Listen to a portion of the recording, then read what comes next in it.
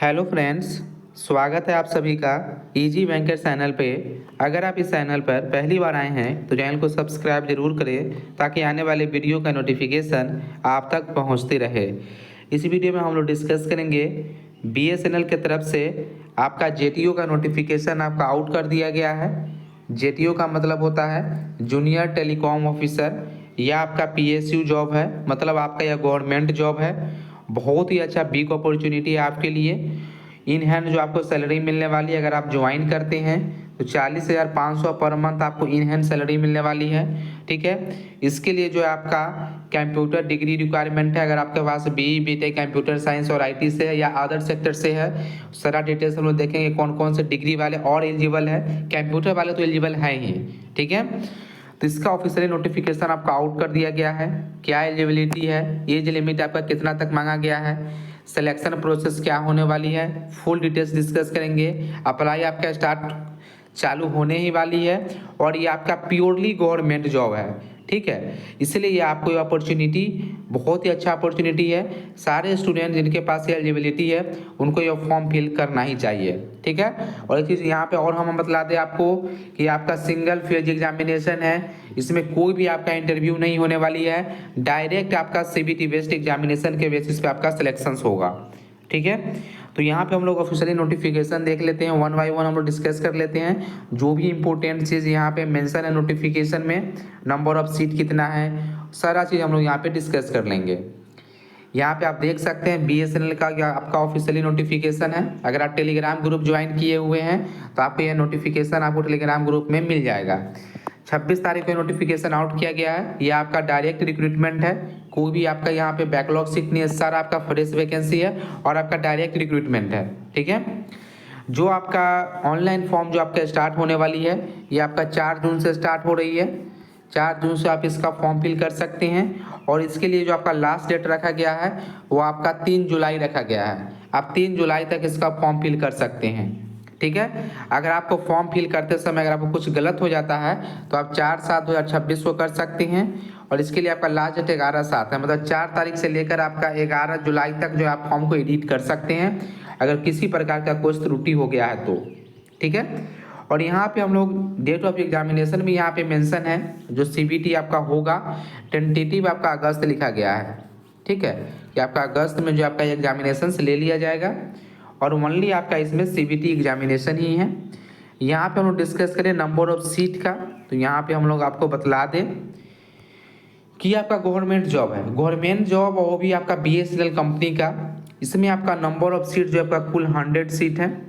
ठीक है, ये आपका 100 सीट पे आपका नोटिफिकेशन जारी किया गया है, जिसमें आपका यूआर का और ओबीसी जो सीएल होते हैं इनके लिए आपका 61 सीट है, मतलब अनरिजर्व कैटेगरी हम बोल सकते हैं 61 सीट है।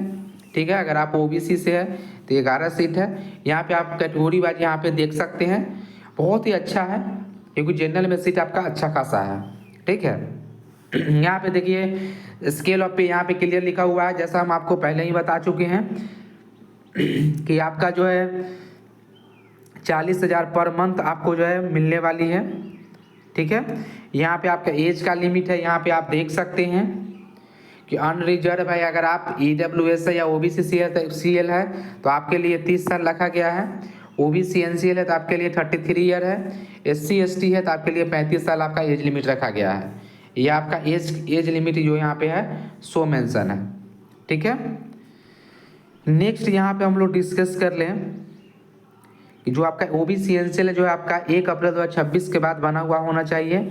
यह भी यहाँ पे क्लियर किया गया है कि 1 अप्रैल 2026 के बाद आपका ओबीसी एनसीएल होना चाहिए। इससे पहले का एनसीएल आपको नहीं लगेगा, आपका करेंट एनसीएल यहाँ पे चाहिए। इसके लिए सिलेक्शन प्रोसेस यहाँ पे आप देख सकते हैं। ओनली आपका सीबीटी एक एग्जामिनेशन होने वाली है, इसी के बेस पे आपका सिलेक्शन होगा। ठीक है, यहाँ पे क्लियर मेंशन है। यहाँ पे शॉर्टकट हम आपको बतला देते हैं। इसके बाद स्कीम ऑफ एग्जामिनेशन यहाँ पे आप देख लीजिए। Junior telecom officer scheme of examination and syllabus आपको क्लियर मेंशन है। 3 घंटा आपका पेपर होने वाली है।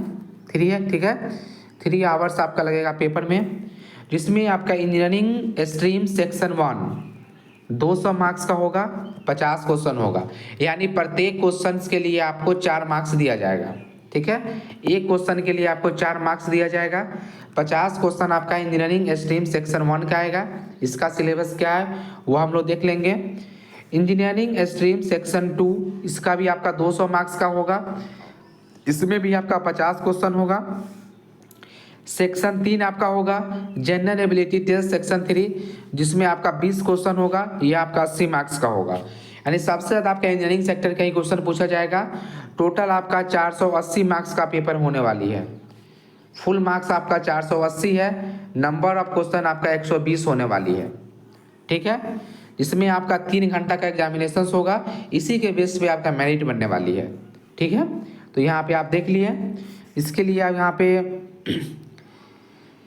यहाँ पे प्रोविजन पीरियड के बारे में यहाँ पे लिखा गया है कि क्या आपका रहने वाली है। ठीक है, यहाँ पे आपका सबसे इम्पोर्टेंट है कि आपका एप्लीकेशन फ़ी कितना लगेगा, क्योंकि जो आपका BSNL का जो आपका फॉर्म फिल होता है, इसमें आपका एप्लीकेशन फ़ी कितना लगेगा जिस समय आप फॉर्म फिल कीजिएगा। अगर आप UR कैटेगरी के स्टूडेंट हैं या OBC है या आप EWS है, तो आपके लिए 2000 रुपये रखा गया है एप्लीकेशन फ़ी। ठीक है, UR OBC EWS के लिए आपका 2000 रुपये लगेगा अगर आप फॉर्म फिल करते हैं तो। अगर आप SC है, ST है या PWD है तो आपको 1000 रुपये लगने वाली है। मतलब फॉर्म चार्ज इसका बहुत ही मैक्सिमम होता है, आपको 2000 रुपये लगेगा आपका फॉर्म फिल करने में। UR OBC EWS SC SC PWD का आपको 1000 लगने वाली है। यह आपका एप्लीकेशन फ़ी हो गया। ठीक है, जो आपको जमा करना पड़ेगा, तभी आपका जो यहाँ पे फॉर्म जो आपका एक्सेप्ट होगा। ठीक है, यहाँ पे सारा डिटेल्स यहाँ पे गिवन है, क्या आपका प्रोसीजर होने वाली है। सबसे इम्पोर्टेंट कि कौन कौन से स्टूडेंट इस फॉर्म को फिल कर सकते हैं। यहाँ पे देखिए, फंक्शनल स्ट्रीम आपका टेलीकॉम है।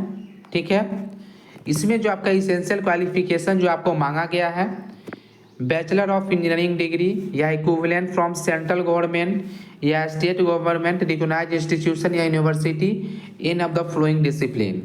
ठीक है, आपके पास डिग्री होना चाहिए। अगर आपके पास टेलीकम्युनिकेशन में डिग्री है, ठीक है, देन आप इस फॉर्म को अप्लाई कर सकते हैं। इलेक्ट्रॉनिक्स में है अप्लाई कर सकते हैं, रेडियो में है अप्लाई कर सकते हैं, कंप्यूटर में है आप अप्लाई कर सकते हैं, इलेक्ट्रिकल में है अप्लाई कर सकते हैं, IT में अप्लाई कर सकते हैं, इंस्ट्रूमेंटेशन में अप्लाई कर सकते हैं। इससे जो 7 वो डिग्री यहाँ पे मेंशन है, अगर 7 डिग्री में से कोई भी डिग्री आपके पास अवेलेबल है, इस फॉर्म को अप्लाई करने के लिए आप एलिजिबल है। ठीक है, यहाँ पे आप देख लिए। उसके बाद यहाँ पे एक चीज़ लिखा गया है MSc के बारे में कि अगर आप MSc किए हुए इलेक्ट्रॉनिक्स से या MSc किए कंप्यूटर साइंस से, देन आप इस फॉर्म को अप्लाई कर सकते हैं। यहाँ पे MSc को मौका दिया गया है इलेक्ट्रॉनिक्स वाले को, और अगर आप MSc किए हुए कंप्यूटर साइंस में अप्लाई कर सकते हैं। BSc वाली एलिजिबल नहीं है।